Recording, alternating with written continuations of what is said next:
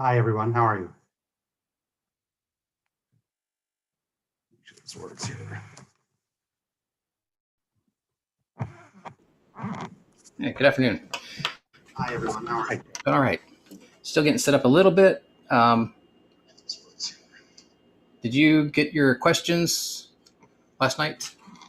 Good afternoon. You sent out questions? Yes. I'm kidding. Okay, that's fine. It just depends on how like off the cuff you want to be, because I mean. Did you get your yeah. last night? Oh. Good afternoon. You sent out questions? Yes. I'm kidding. Okay, that's fine. It just depends on how like off the cuff you want to be, because I mean. Did you get your? That's just like a big giant loop, isn't it? I'm live streaming. I need to turn the. Oh my god. Mute mother. There Okay. we go. Thank you. Wow. So everyone else heard that feedback, like that replay, right? Yeah, I'm in the process of setting up sharing to YouTube, so we're streaming it. Yeah. It was just the lag. Okay.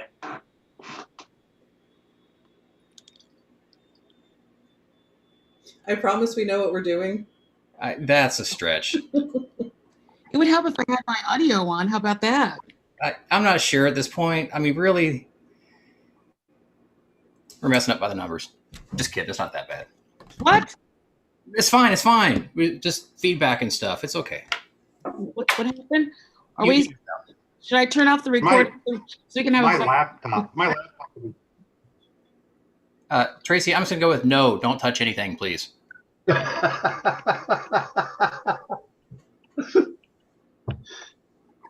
David, you were saying something with your laptop? Yeah, if there's an issue or something, I'm going to log on with, like if I go blank or something, I've got another way to get on. So if I disappear, it's not because I was upset with anybody. Okay. So we will mark that down that you are rage quitting the meeting. I hope that everybody got the link that we sent this morning to all of you. It had equity issues and whatnot in it. We've expanded it a little bit. I'm going to give you a minute just to kind of look through it. We just created it as a resource for people, but you might want to just spend a few minutes just looking it over. It may jog something that you want to talk about, etc. David, if you're having trouble, I can text it to you. Do you have your phone next to you? Yeah, well, I'm looking at my phone. So you sent I just sent a link about issues? I just sent a Google Doc. We sent a Google Doc link earlier today that had equity. Was that I'm not sure I saw that. Is that different than the religious and equity issues, or is that exactly what you're talking about? It's the same document. I just posted it into the chat. If you click on it, you'll see it. Okay, just a sec.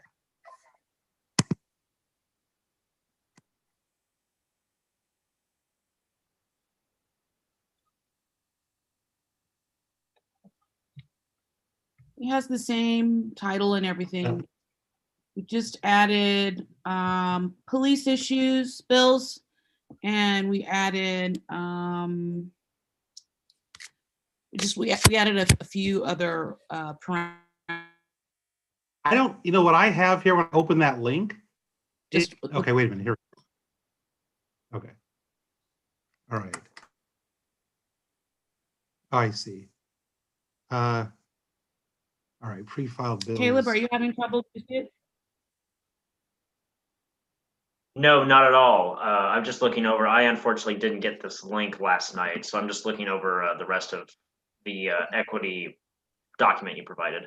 Right. So we sent that last night, or we sent it maybe last night or this earlier today, and I've just added to it. I'm just creating a resource document for people. So I'm not asking that you know everything that's on there, just creating a resource document to cover various issues. So I just want to give you a minute to look at it. Oops. Think about it. Process it for a minute. Chad, did you already post that on our Facebook page, that document? No, the document. Did you want to post that? The one that's in the chat? So people can follow along, or do you want to wait till afterwards? We can post it in there. Like right now we're streaming to YouTube and sharing it from there to our page and group. So we'll put the link in the comments. Okay. But I think we're all set up and good to go. You ready to go? So I thought we would start by each of you just introducing yourselves a little bit. Tell us a little bit about why you're interested in the 45th.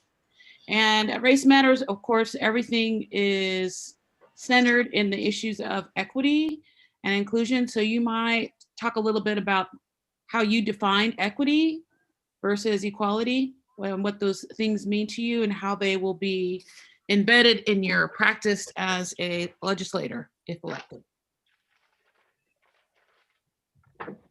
Who wants to go first? Chad.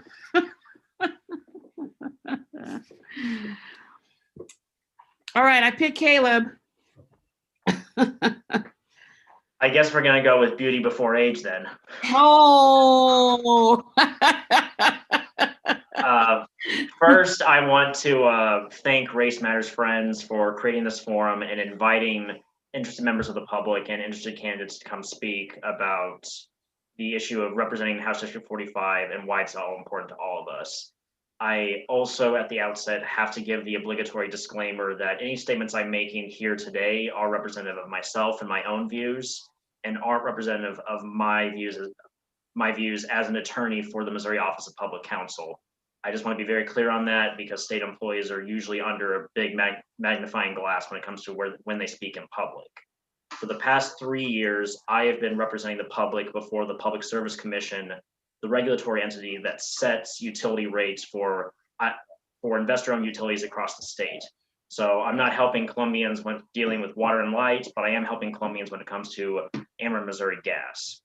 The reason why I bring this up is because I think it ties directly to one of the issues of equity, which is that a lot of the times I'm fighting on issues that are $3 to $6 bill increment, $3 to $6 on bill increments. For a lot of people, that doesn't mean a lot. If you're working poor, it's enough to throw off your entire budget and put you in potentially catastrophic situations of eviction or an unstable living environment.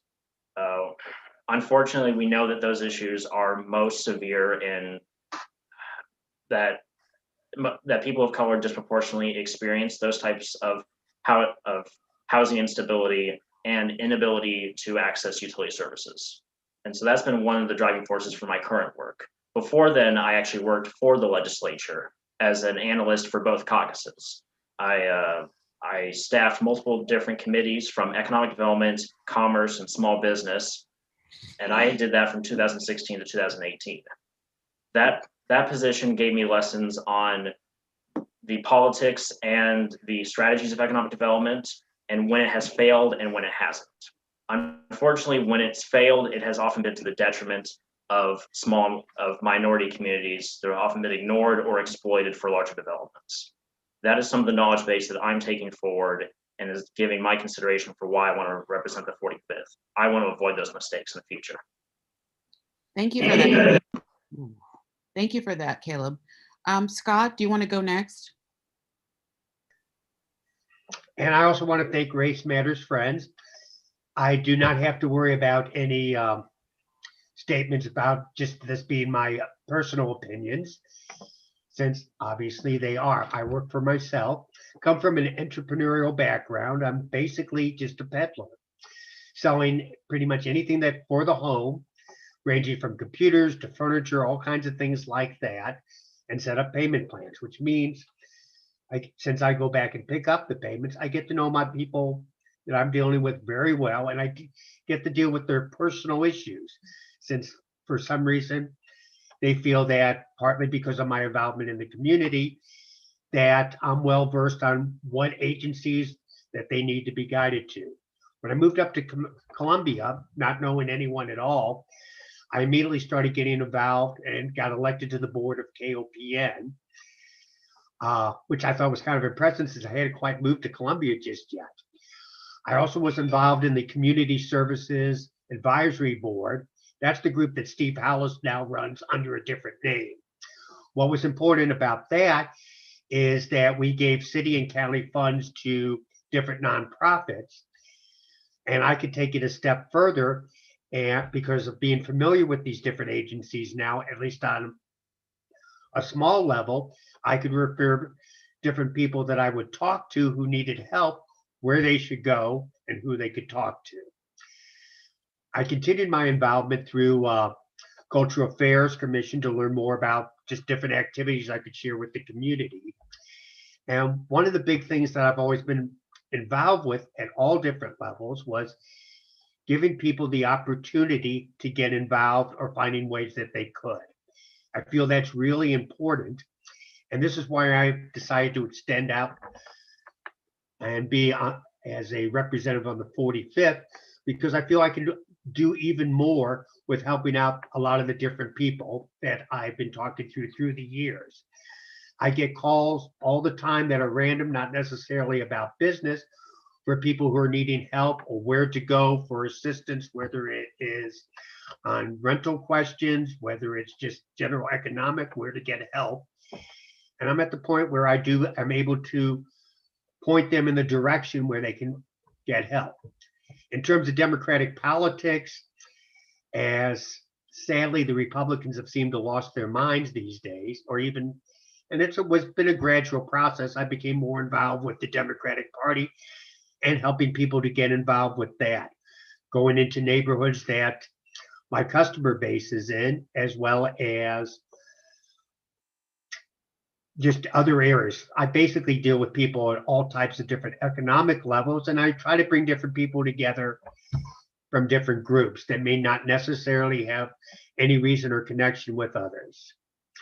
In terms of equity and equality, my basic feeling is that everyone should have an opportunity and be encouraged to pursue it and find the ways that they can, and I'm happy to help out with that type of level of things. Thank you, Scott. David, that leaves you. And David, I muted you for a minute. Ready to go here? Yeah, okay, go ahead. Awesome. Well, first of all, I wanted to thank Race Matters Friends for the invitation. I'm excited to be here, and I've been looking forward to this since last week. So thank you for doing this and really getting the ball rolling with these candidate issues, because I think they're extremely important. And I want to say thank you to Caleb and Scott as well for joining and their participation in the process. Although Caleb did kind of dig at me about age, but I'm still pretty too. So fundamentally, there's several reasons why I wanted to run this seat. One is, my background in criminal justice. So I have practiced criminal defense for almost 20 years. I have seen things that are shocking. I have seen the system from the inside. I practiced at a criminal clinic in New Orleans briefly before moving back to Columbia, where I started Smith & Park over 15 years ago. And you would be surprised at the things that are going on, not only in this country, but in this state. I've seen people who were really mentally disabled. I remember when I was a law student, one of the things that got me excited about criminal justice was I was working with a supervising attorney while in law school. I was involved in this litigation clinic, a criminal clinic.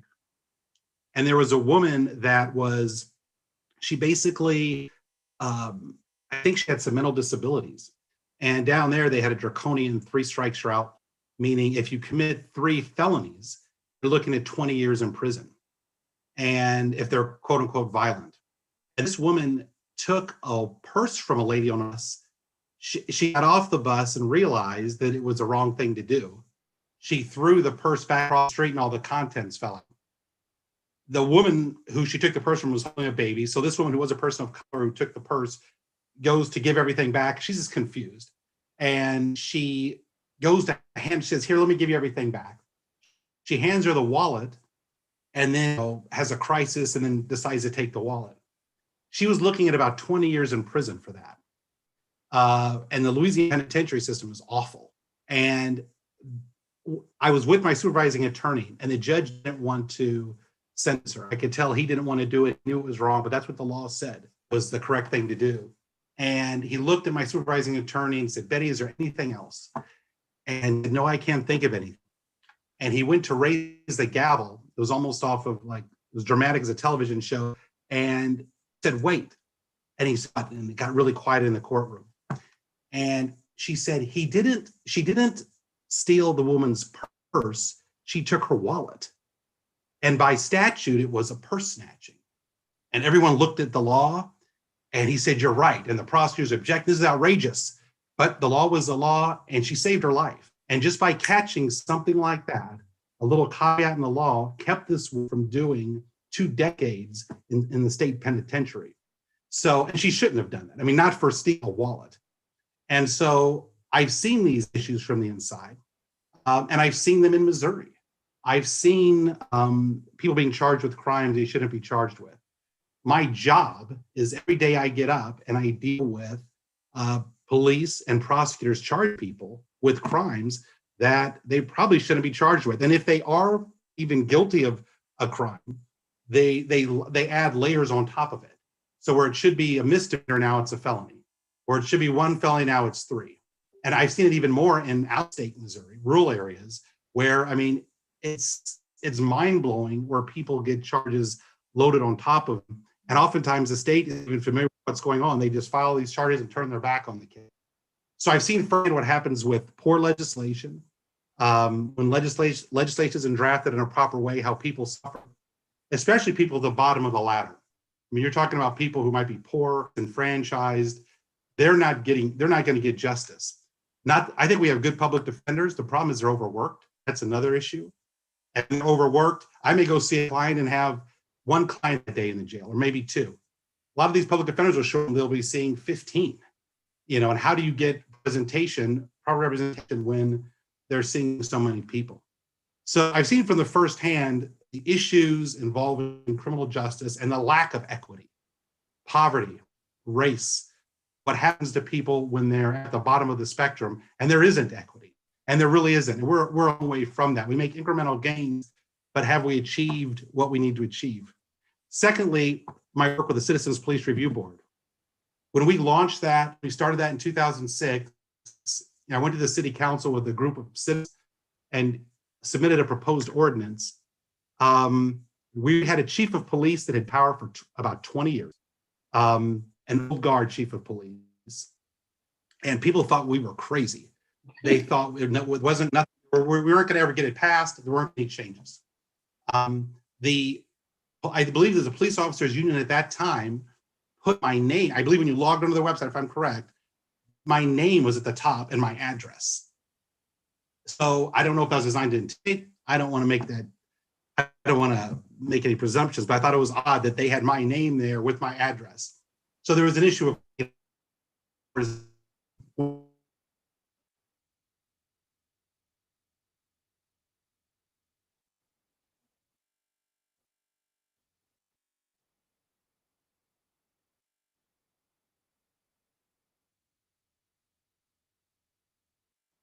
We still have Kayla. We still have Scott. Is David stuck? Okay, he froze.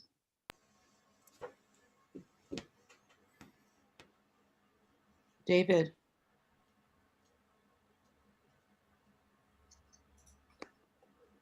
Do we have another way to reach out to David? I'm gonna text him. Yeah, he had mentioned he has like an alternate laptop or phone to use that he might drop. Okay, so we lost him for a minute. Let's give him a second. So you both have sort of the the rundown of equity issues. They're religious, they're gender related, they're police related. There you can see there's some bad bills in play. There's some good stuff in play. And David was just talking about what he's seen in the criminal justice system. And as you know, Race Matters Friends has been very focused on, for some time, on trying to get the Columbia Police Department to embrace the philosophy of the community-oriented policing. So I would say that we had been in the mode of trying to change hearts and minds for a long time, but I think that we now realize that that's not working. And so we need interventions, different kind of interventions in policy and practice, and that looks very differently. So I'm just curious for both of you, given that, and I'll kind of go backwards a little bit from the bottom of that list. Post said the other day that they were going to have officers take 2 hours out of their 600 hours of training to learn about Black history. So I'm wondering what you think about that. But let's give David a minute to pop back in. Now you're upside down, David. Guys, You should fit right in. There you go. I mean, usually it's me that's having all these problems with Zoom, and then Chad makes fun of me. So it's, I mean, right now I'm like doing good. Like I'm really happy because you're like looking at me like, what are you doing now? But anyway, you got interrupted a little bit about talking about the criminal justice system. And so while you were gone, I said, let's just kind of look back at the list again. And I'm kind of going from the bottom. And I think this kind of ties into what you were talking about, the criminal justice system. Sure. And I also said that we, at Race Matters Friends, one of our big issues has been trying to reform the police department by getting them to embrace a philosophy of community-oriented policing. And so we've discovered trying to change hearts and minds doesn't work, that we need systemic or interventions. We have to intervene in policy in other ways. So at the bottom of the list, we talk about some reforms for policing. And just a couple of days ago, they're offering 2 hours of training for the police out of 600 via post on Black history. So I just wanted to kind of get your feedback on that, because the issues with the police, as we see with vehicle stops, or even the things that David was talking about, we see in many of those kinds of issues through our bail fund.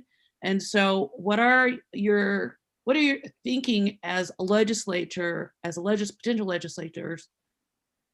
What are your thoughts about getting our police to reimagine and transform themselves? I personally don't think that, but so I mean, somebody can talk me down and help me on that. And David, we'll go to you because you got cut off, and I'll give you a couple minutes for each of you to respond to that. All right. I appreciate it. Thank you. Thank you for bearing with this technology. So community policing has always been very a complicated concept, and I think primarily you're dealing with how it's interpreted. It has been problematic when you have police in schools, okay, and charging people with felonies. I mean, I've had cases where you have teenagers that are being charged with, it's under the rubric of community policing, that are being charged with felonies for simple fights and things that normally you just get sent to the principal's office for. Then you've got young people who are now in the criminal justice system because of the guise of community policing. So the question is, how do you deal with these issues? One aspect, Tracy, they talk about, well, you've heard, well, they don't have enough resources to have police, for example, walk around the city, so they need more officers. And so that's an argument where you need to have, 2 officers walking around, so they have to staff up. So, because a lot of times officers are reactive, right? So they get a call, they're reacting. So there's a negative feeling within the community regarding the police, because the police are just reacting to problems, and people don't see them as friends or neighbors or people that are just there to help. But then do you really want to do that, right? So, and Tracy, you mentioned, can you trust their hearts to do the right thing? So if you provide money for extra officers so they can spare the officers to walk around, to talk to neighbors, are they going to use it for that purpose? Or are they? Go ahead. No, I agree with you. And I always say the philosophies, and so I think what you're saying is that maybe we have a clash on philosophies. So for us, it has not been about the number of officers and all that. It's about changing their culture, right? So community policing is about having a guardian mindset, seeing yourself as a part of the community. And I do think that us versus them thing is very strong. And so we're not even down in the weeds on how many officers and all that, because we still can't get to this. We embrace you as one of us, and you embrace, we're not there. No, That's not going on. And also, even with the CPRB that you helped establish, it's been modified in a way that they are also disconnected from the community. And so, short of taking a hammer and starting to, break things out of frustration, it's really frustrating. So we're not interested in having a conversation with them about how many officers they need, because in our opinion, and I think this goes for a lot of police departments, their culture needs to change. And that includes, their culture of what they think about getting training or getting education. So that's why I asked about that question about post. Is 2 hours of training or education, I don't want to use the word training, gonna make a dent in the culture so that they change their mindset of how they engage people in the community? If I can respond quickly, I don't think so. But it's interesting you bring that up, because when we were establishing the review board, we talked about training, and their officers' response is, we have so much training already. We can't afford to do any more training. We were already doing, I don't know what 50, 100 hours. So it's very difficult to get them to increase the training. So no, 2 hours isn't going to do it. It's better than nothing. Right. But is there a way to get them to keep doing more training? I realistically, I think it'd be very difficult. Yeah, I think not only do I think it's difficult, but I think more to the point, and I'll ask Scott and Caleb, I would question their I would question their whole training as a package. The research says that they have a culture of not liking training, that their training doesn't fit what they do on the street. And so there's this huge disconnect altogether. So to me, adding the 2 hours just adds more confusion to an already messed up, framework. So, but we seem to continually get into these situations where we're kind of putting Band-Aids on larger things. And I'm not even sure that's a Band-Aid. I just added paper about adding the history 2 hours, but we'll cycle back to that. Scott or Caleb, do you want to jump in to that? Sure. I'd be happy to. First off, I remember when David was part of that group that formed the Citizens Review Board, and I think that was really a wonderful thing, because the hurdles that they all had to come through were immense. Sadly, I don't think it's living up to the expectations. As you pointed out, Tracy, there have been modifications to that. The good thing is, at least that's there. But getting back to the training, 2 hours, as David said, are better than nothing. But nothing is pretty bad, Tracy. So, and I'm not saying that by any means is enough. But what I've noticed, there's a lot of lack of knowledge just in the population in general, and I'm putting the police in that, about the history of different ways people were treated, and especially in the terms of way Black people have been treated. And since there are only so many hours in this training, and I'm not familiar, I'll be honest, with all the things that the police officers do, I'm sure I can guess as well as anyone else in terms of their training, but maybe there could be some more practical type of experience. They could talk with people who have been through the prisons and have changed their lives around. They could talk with people and spend time with people who are from the different neighborhoods and tell the police officers, these are the things that we need to do. Right now, I suspect the training is mostly a standardized type of thing that is done all the same through most of the country. And that's not working. No, it's not. The police have got more of a militarization type of approach. And we've seen that with the protest down in Ferguson when they brought in different tanks and riot gear and that type of thing. And that is not the way to diffuse a bad situation or even act to prevent a situation from getting worse.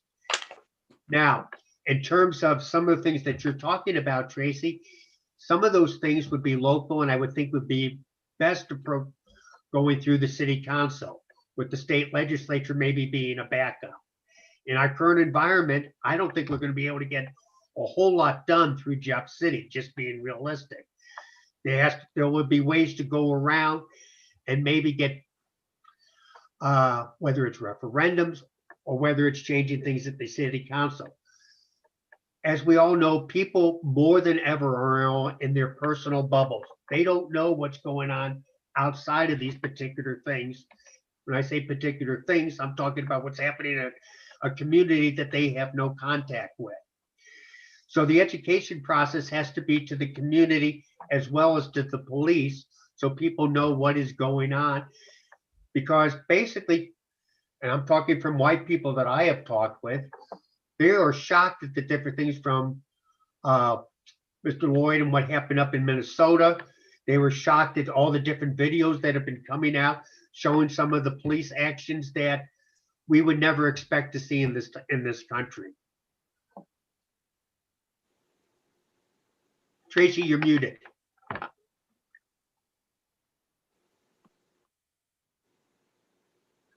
Tracy, you're still muted.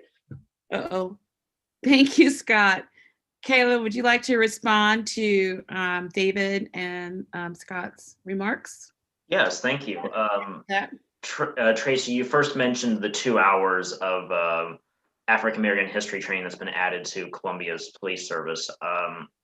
Obviously, I think that in a vacuum is an objectively good idea. I want the officers in my community to understand that, you know, less than 100 years ago, we had a famous lynching of James Scott right off Stewart Bridge. I want the police, I want those people policing our communities to understand that the reason why Providence was cut through to the highway instead of cutting through Rollins is because it was cheaper to cut through the majority Black neighborhood on Cemetery Hill versus going through Rollins and the university. I want them to understand those issues.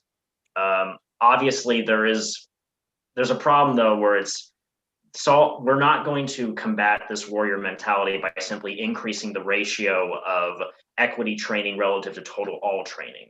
Right. When we're talking about these equity issues, there's an intersection of everything from feminism, environmental justice, racial issues. And so that training needs to be incorporated through, I would say, nearly all the hours of police training that we have now. All joking aside, I actually want to take this moment to thank David for his work with the Police Accounting Board, because I believe the work that we've seen with the Police Accounting Board, combined with the work that we've seen from the RMF Bail Fund and People's Defense, it helps create, I don't know if I came up with this term, but I want to pretend I did.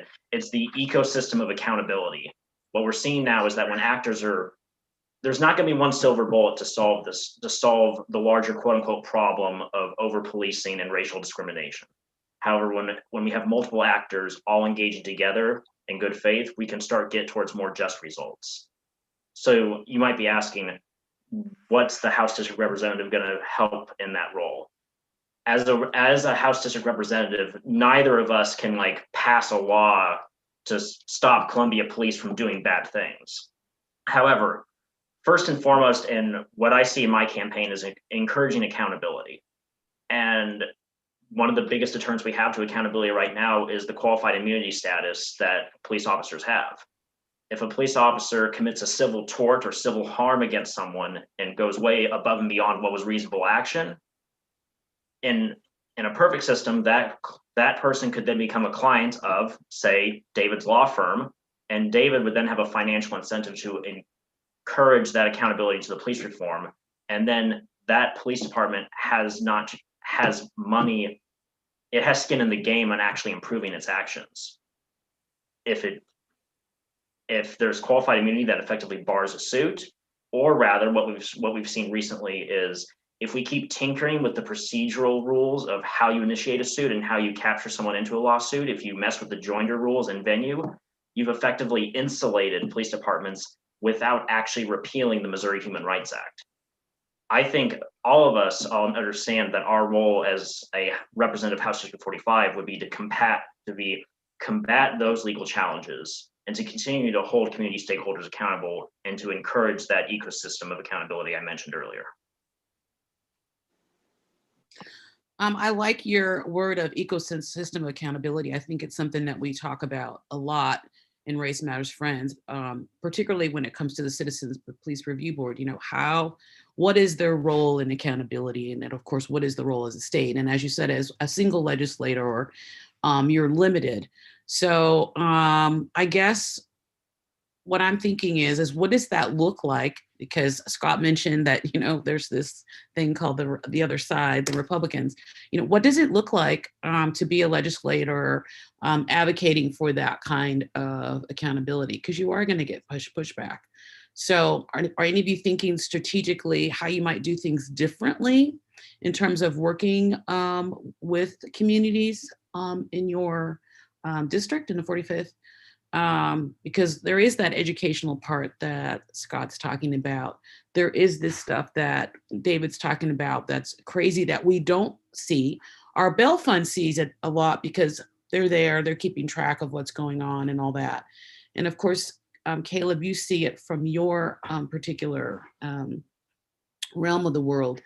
So how do we make these things more visible and get accountability, knowing that we have this, you know, resistance? And you can see on the list there of bad policies, they're kind of embarrassing to look at some of the things that are on there. Quite frankly, I was shocked some of the stuff that's on there.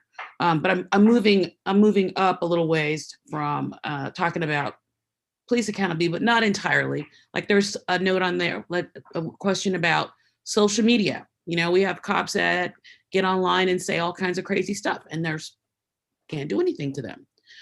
We have the Columbia Police Officers Association. Can't do anything to that guy. I mean, he's been quiet, but the thing that's crazy is that the police officers still want to have a person who dehumanizes people who are not white as their representative. That's wild. That's wild. So, you know, moving up from there, we start to look at these other issues like police in the schools, the ways that schools have been impacted by police, and the ways that parents are impacted when they have kids with disabilities. They can't record the meetings. You know, the kids are being secluded and restrained. I think we have a punishment and discipline problem, as Angela Davis would say. So I'm going to start back around again. I'm going to go to David and, you know, have you comment again on this. How do you get accountability or work towards some meaningful accountability, knowing you've got that kind of resistance on the other side of the aisle? I think that, you know, there's two philosophies oftentimes when you look at legislators who've worked down in Jeff, especially with a Republican majority, super majority, if you will.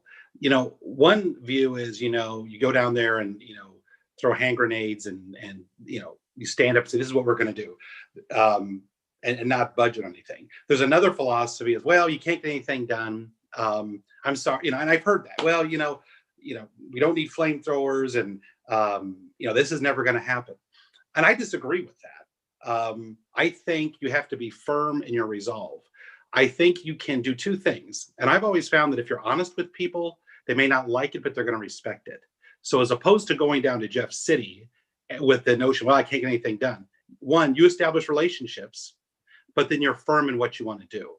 And you're vocal, and you call people out on what's appropriate and what's not. And it's not a time to be mousy, and it's not a time to kind of tuck and run because in a super minority. You can get a lot done by working with people and establishing relationships. A lot of people want to do the right thing, and a lot of people don't know some of the horrors that go on in the criminal justice system. You know, I like what you said, Scott, about people being shocked about the George Floyd thing. You know, in the Black community, the people in the Black community weren't shocked. No, not at all. Right. I mean, to us, that was a Tuesday. I mean, it was shocking. Don't get me wrong. It was awful. It was ugly. It was difficult to watch. But in many ways, it was a Tuesday. I mean, we know that it's horrible. And we could all go back to even personal experiences where we've experienced that. So the question is, how do you get Republicans who maybe are coming from these rural areas, and the districts are drawn to accommodate them to see the light. And one is, I think you have to have relationships with them. You can't just stay in your group and we're caucusing over here all the time. You have to reach across the aisle, build relationships, talk to people, but be firm about what you want. And not be afraid to pass legislation. Because here's the thing, Thurgood Marshall talked about litigation and lawsuits. And he said, when you file a lawsuit against somebody, it does a couple things. It does two things. It educates the other side about what's right and wrong, and it educates the public, even if you feel like you're going to lose, right? So if you file a lawsuit against the police or something, you may lose, but people are being educated in the process. So as opposed to going down and saying, hey, I'm not going to introduce this bill, I'm not going to try to get this bill out of committee, it's not going to work. You try anyway. Caleb, you talked about the immunity for officers. There's a couple issues with that. One is it's better for that immunity to be stripped, but then you also have the issue of, their insurance is going to pay for it anyway. So Right. Are they really, how are they really being held accountable? So you take away the immunity when they have insurance plan, and as long as it's not a $50 million suit, is anything right? Right. Is anything, so I'd say be firm in your belief, put people's feet to the fire, and don't be afraid to introduce legislation. Don't be afraid to introduce bills. They say, well, you got to get, and you may have to get a co-sponsor, but you have to find out those people down there that you can work with. But keep these issues on the forefront. I think so many politicians go down there and they just want to advance their careers, so they keep quiet till they get to the next level. Let me just play along until I get here. Let me just play along until I get there. And then they never end up doing anything, right? And nothing gets done. So don't play along. Fight for what's right. Fight for equity. Fight for equality. Do what you can to hold law enforcement accountable at this stage. Right. Thank you, David. I want to just interject quickly, because you brought up George Floyd, and it's just a Tuesday. I was explaining to my friend Lynn today that the George Floyd thing affected me.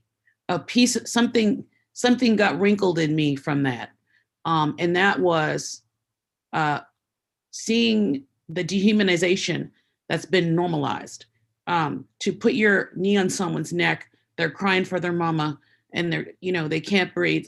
And 8 minutes is a long time. I mean, and it's kind of built on me, and it's painful. It's painful that people don't notice, right? And there's other ways that Black people are dehumanized daily, and we're expected to tolerate it and be positive about it and be informative about it, and not be angry, not have rage. And I definitely do have rage. It's like smoldering rage, but it's also pain. So I just wanted to say that, just to clarify that Tuesday that he's talking about, that's like an everyday where you wake up with a heartache, for which there's no medicine for it. And that's killing Black people. It's killing brown people. It's killing LGBTQ people. It's killing poor people. And somehow we have to, I don't want to say humanize, because everyone is not seen as human in politics, but our lives are valuable. And that is what Black Lives Matter is about.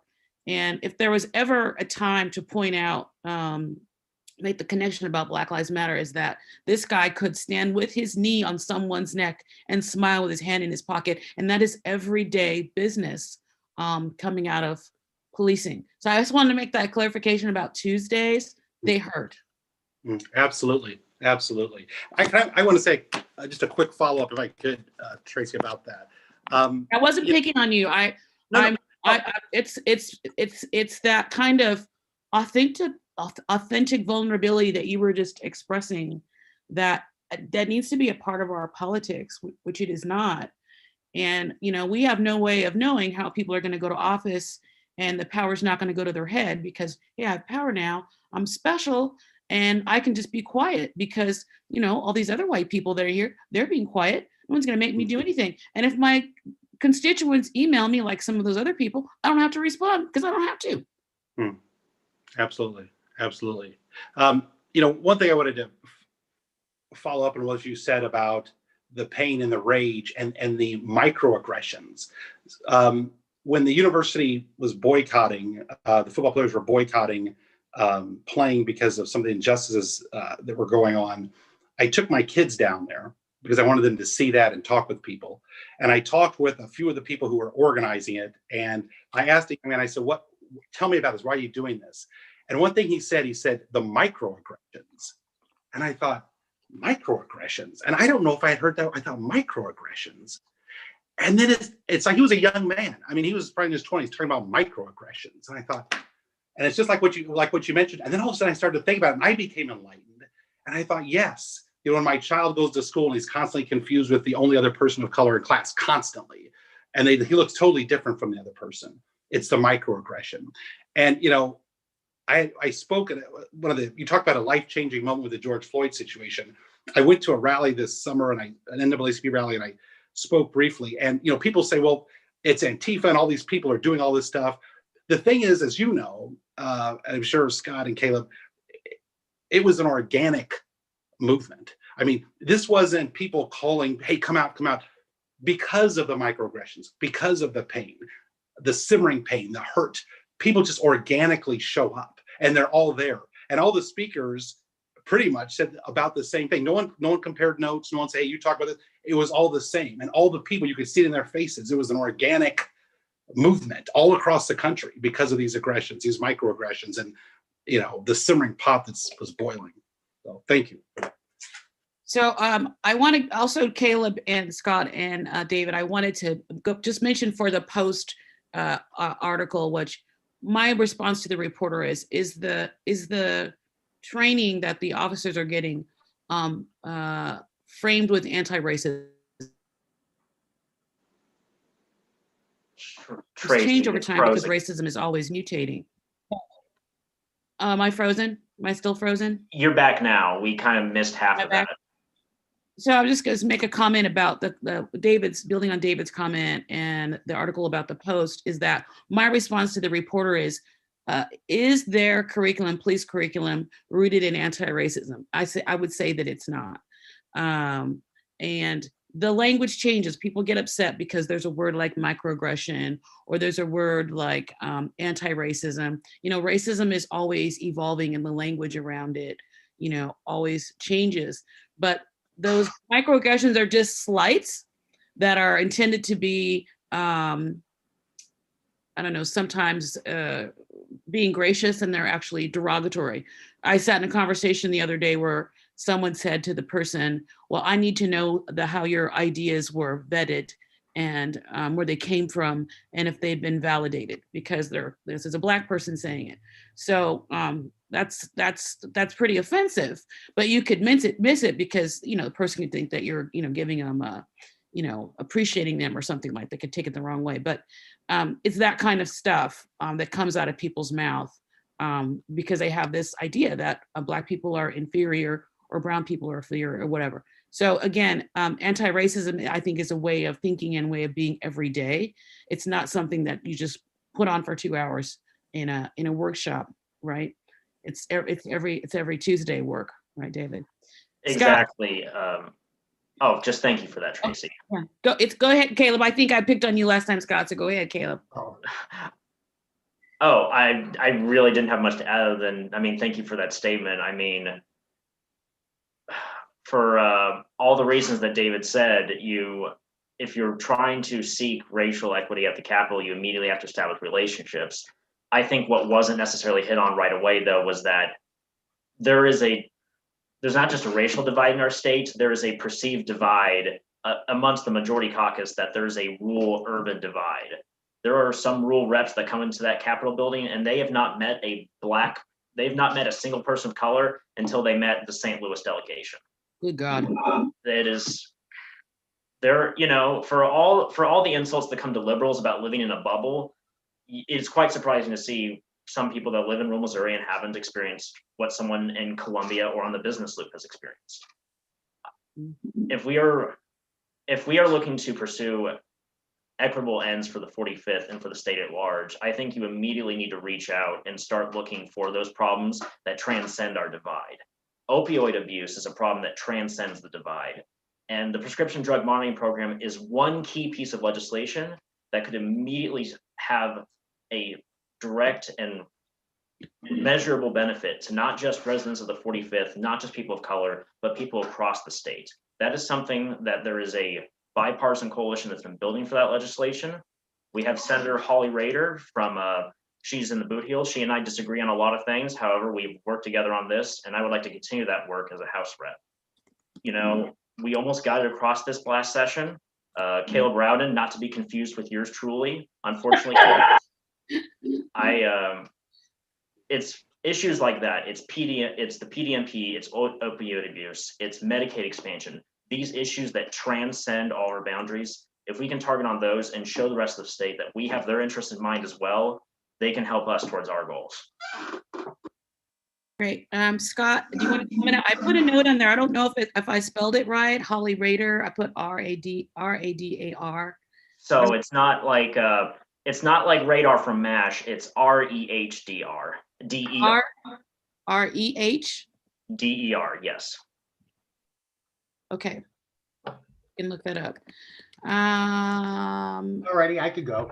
Go ahead, Scott. All right. And naturally, I agree with everything that's been said by David and Caleb.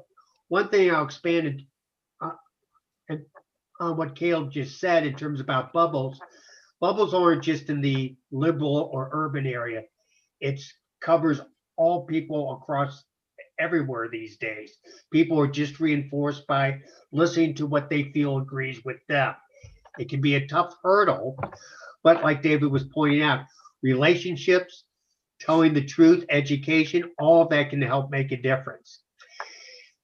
Unfortunately, I've also found that there's a lot of people, we'll say on the other side, who will just have a wall, and as soon as they see that you either are a Democrat or that you don't share a more conservative type of value, a wall is going to be put up. The idea, and I think both Caleb and David would be good at this as well, is to get around that and to present them with ways to expand their thinking without actually being threatening to them. The other thing too that I think is really important is getting more and more people educated about the way things are. In terms of like what David said about microaggressions, never haven't heard that expression before. It was new to myself as well. Tracy, you've met my wife. My wife is from South America, so she gives a completely different perspective for the way things are in this country that I was accustomed to growing up, because she sees things as differently. One of the things that she pointed out years ago to me was that this is really two countries as she saw it, a black country and a white country with not much interaction except at the edges between those, which was an interesting perspective. And sadly, things have progressed that not only is it two different countries in that sense, it's also in terms of people's views, in terms of, we'll say, conservative versus liberal. There is a centrist and more middle of the road, although it seems to have grown smaller, where people can get together. The other thing is, David, I understand what you said, and Tracy expanded on about it just being another Tuesday. Most people, because of the lives they've lived or grew up with, and I'm talking mostly white people in this particular case, this is brand new news to them. They really had no idea. I think key to everything is getting education out on the different things, not just to the police, but to the community. As David pointed out, a lot of the protests were organic. People came out because they were aggravated. I've been to a few of the protests here in Columbia and saw a tremendous amount of young people, white people out there, and they're not doing it because they have another agenda. They were angry and they were upset that this is something that is going on in the United States today. And I think any of us being Caleb or Dave, going down to Jeff City, will be able to address this situation in terms of educating other people about what's going on.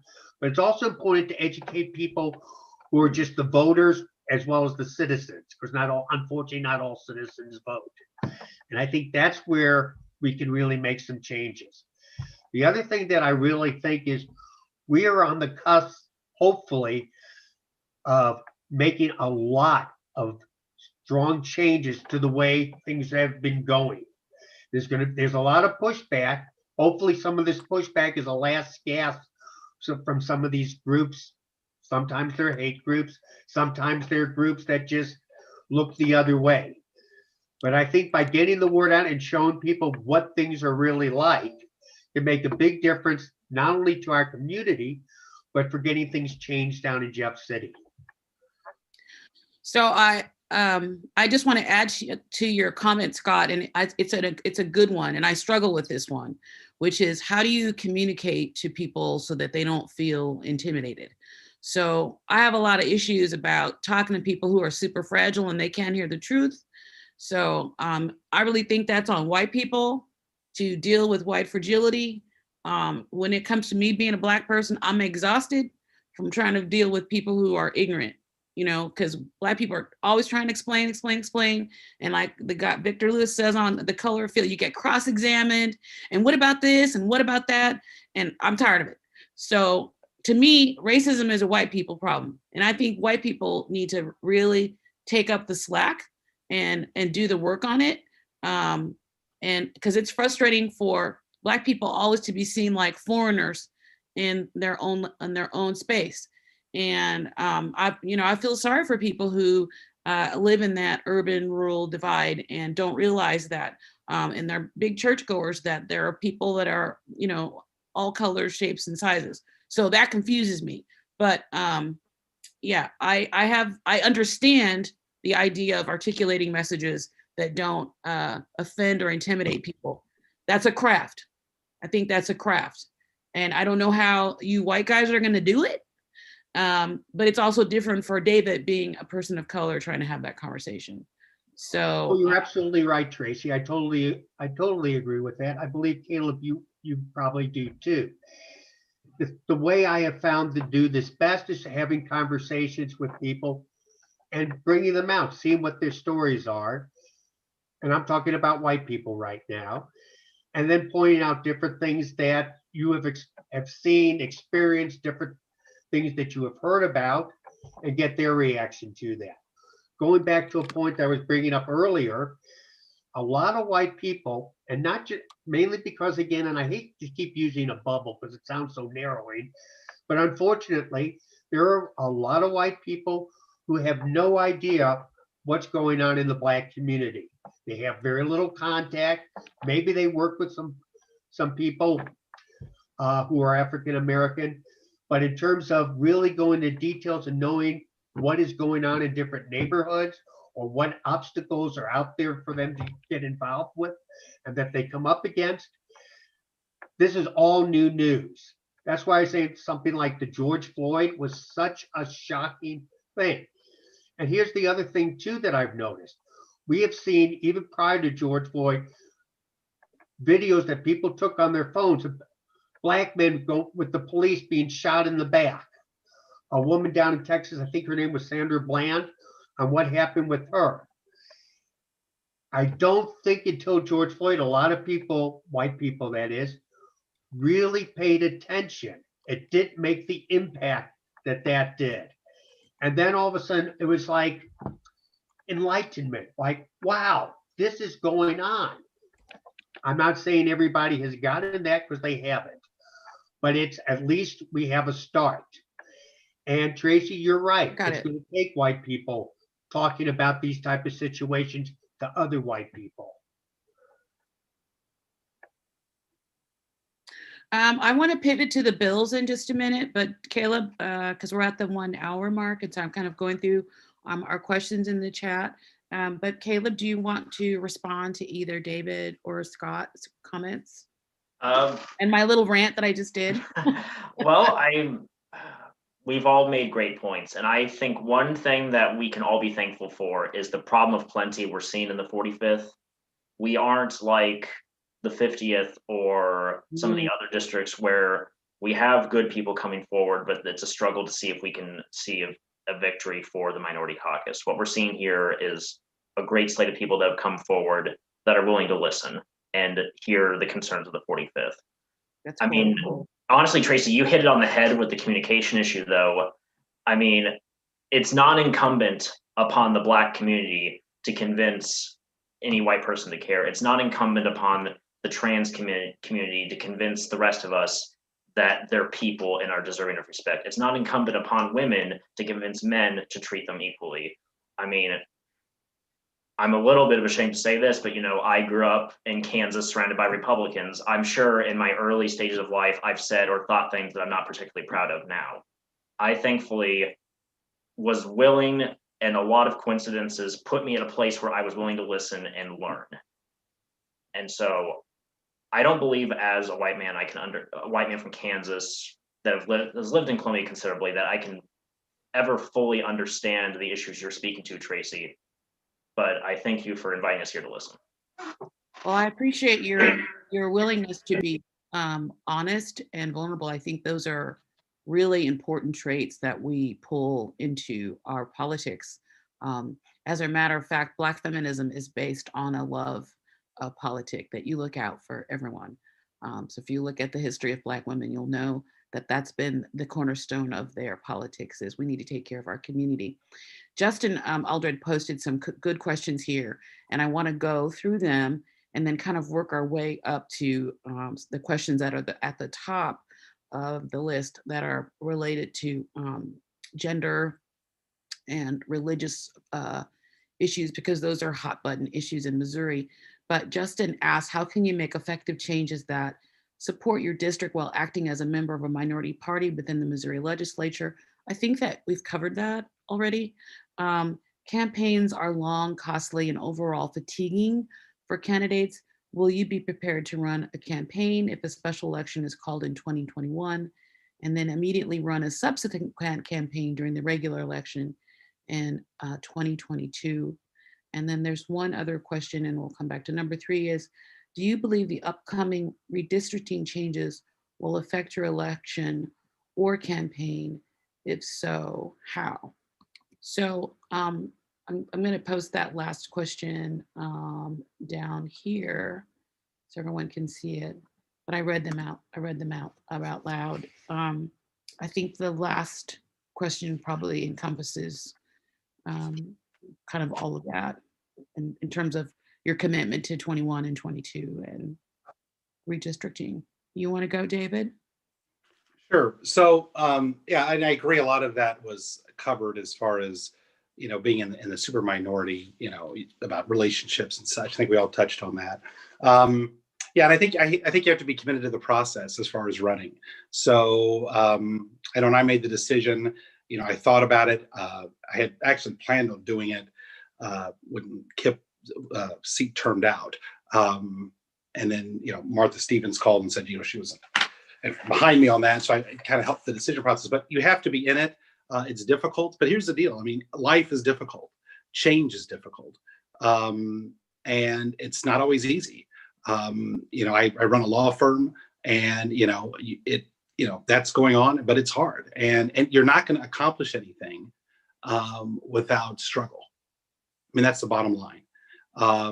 And all I've known in life is struggle. You just have to keep pushing forward. Mm-hmm. So yeah, definitely I'm in this, and I'm in this for the long haul. It's not a hobby. Redistricting, that's a big question mark. I would think that where I live, I would think that I would not get redistricted out. It's kind of up in the air.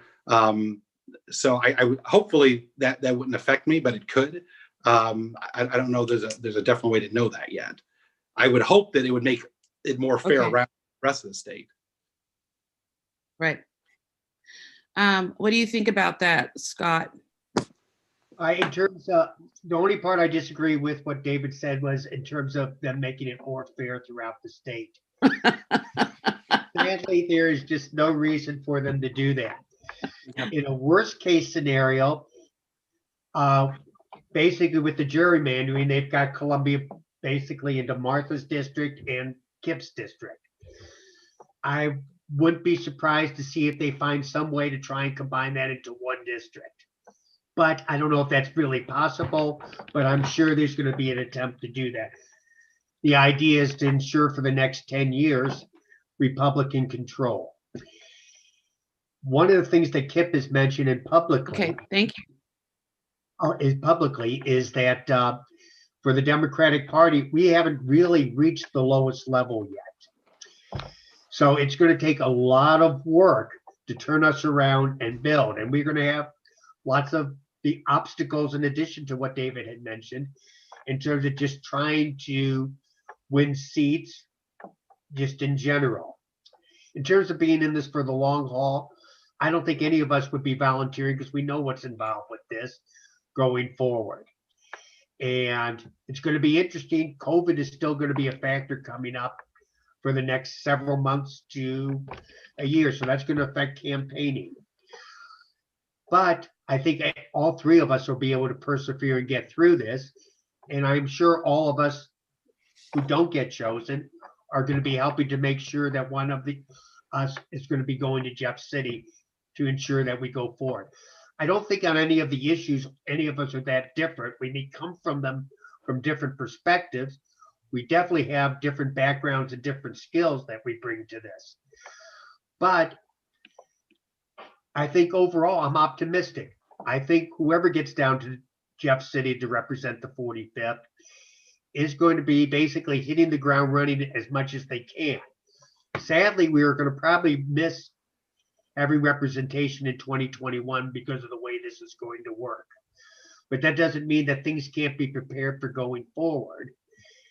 And also it means if assuming that the governor even calls for a special election. Sadly, there's a chance that he may just decide it's not that important to bother with. And figure that's tough, and that could be a strike against Kip for vacating that seat. That possibility really has to be looked at, but we really won't have a good idea of that until January. Okay. So, Tracy, noticing the time as a precious resource, I'll hit these two questions really quick that you relayed from Justin. The first question was, am I prepared to run a subsequent campaign a year after 2021? Absolutely. I feel like Scott Crystal took my joke already about the long haul, but in all honesty, the 46th and the 45th are key resources for the Democrat Party and Columbia and our Columbia community. These are safe blue districts that should be constantly fundraising to build the war chest. I am not seeking to be empowered. I am seeking to empower, so that way then we have a bench to challenge Rowden in 2 to 4 years, or even again, try to seek the 19th Senate district once it's an open seat. The second question you relayed was, do I believe redistricting will change our elections or campaigns? Honestly, no. The irony is if Clean Missouri had maintained its status in the Missouri Constitution, then the 45th and the 46th would have been more competitive, and there would have been a real risk of us being drawn out of our districts. Now that the status quo was maintained with the last referendum issue, I don't see our lines changing that much. If the majority party were to change the lines, they would make the 50th and 47th more competitive, and I don't think they want to risk that. Okay. Got it. I had one question I'd like to interject. I know this is not scripted. You guys didn't get this on the question sheet, but that's what it is. But assuming that each of you independently might be elected to this position, what would be the top 2 priorities that you might pre-file legislation on?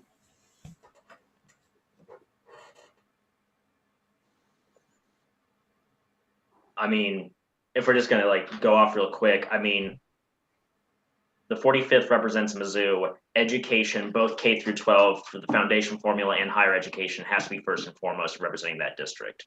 Second issue, of course, I believe has to be Medicaid and health issues. The 45th houses some of the largest hospitals in the state. Those hospitals represent a large portion of the service industry in our community, and the service industry represents a disproportionate part of the 45th. Just to elaborate a little bit, did you have any specific legislation that you would consider? Like, is there a particular policy or program that's in place that we need to revoke or improve upon? Or is it, I mean, like, the topic is fine, but is there anything specific to the environment that you might actually target? So the facilitation of the statutory facilitation of Medicaid expansion involves language that I am not necessarily, that I don't know what language is needed at this point on that. For those key issues, I mean, spoiler alert, the attorney who's into tax policy is also a big nerd. I am very interested in an earned income tax credit. We are one of the, if not the only state in the US that doesn't have an earned income tax credit. I believe it's a key, it's a method of getting money directly into the working poor. Republicans like it because it's a tax credit, it reduces tax burdens, and it's not a quote unquote entitlement. You have to be working and have taxable income to get it. However, I believe it's one of the key ways to immediately address poverty, because you're getting money directly into working poor, as opposed to putting them through another bureaucracy mess of vouchers, food stamps, or something like that. Okay. An easy change that I see for helping all Missourians, because right now we have a budget problem due to dereliction of leadership for years. If you're a business owner and you if you pay your sales and use tax to the state on time, you get 2% of that back. You know, if we as individuals pay our taxes on time, we might get an audit, good job. Why should Walmart and CVS get a discount for doing the same things expected of all of us? That is a statutory change that just requires removing 2 lines of text that have been there since the 30s. They're an anachronism. There's no reason why these corporations should be getting that discount now. Because they value business more than they value people. I want Do you want to let the others weigh in?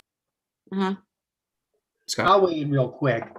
In terms of what Caleb said about the tax for small businesses, or the 2% on-time tax, he's absolutely right. That is an anachronism.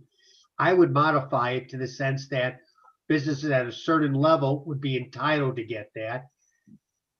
But companies like a Walmart or the larger ones, no, that would no longer be appropriate for them to get that. It comes in handy for the small businesses, even though it may not amount to a whole lot of money for them. It is something that's appreciative, and it does make something that does give the incentive to help them pay their taxes on time. Where most of the money is lost on that is for the larger corporations.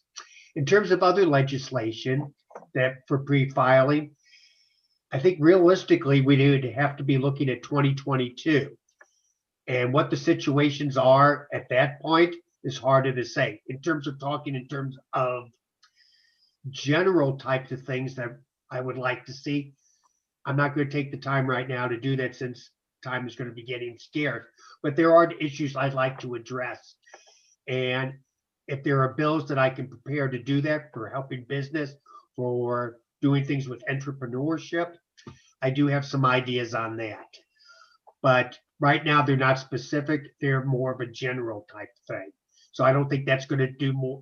Answering in a specific, I don't think is really going to be helpful at this point, or answer your question really very well, Chad. David. Yeah, thank you. Yeah, it's kind of a time crunch, but I like what Caleb said about Medicaid issues. I mean, healthcare is always important for all aspects of the community. Education is always important. I'm a small business owner, so I'm always in favor of tax breaks. And I agree with Scott in that maybe nothing till 2022. A lot of that's going to depend on what Governor Parson does. But here's one thing I would like.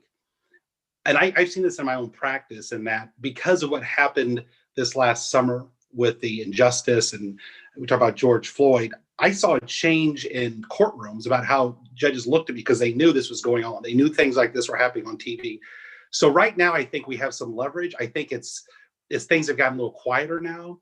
So I don't want to necessarily kick the can all the way down the road. I think we need to seize some of the momentum from what's happened this summer, because and it's like I said, it's been several months and you're not seeing as many things on social media about it. So I think we should seize some of the leverage that we had from this summer and use that legislative. Now, what that looks like, I don't know. And it depends what committee you're going to get. Are you going to get on the Judiciary Committee? But people are listening right now. I know earlier we talked about, well, white people don't understand. Well, if they're listening now, and I don't know if you guys are aware of this, but they said that 97% of people in America thought that George Floyd killing was wrong.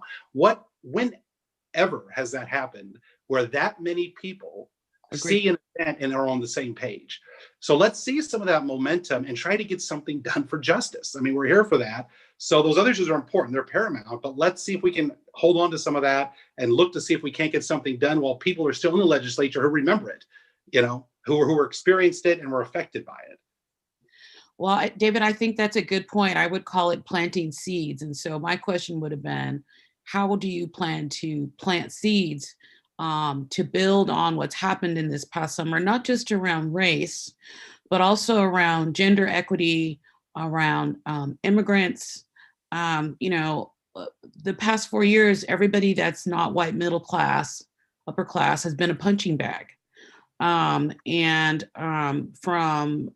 gender identity to, you know, class, it's been crazy. And it's crazy to me that on the agenda of bills there's stuff on there about guns. Why are we, what is this obsession of making sure that we can kill each other? It makes no sense to me.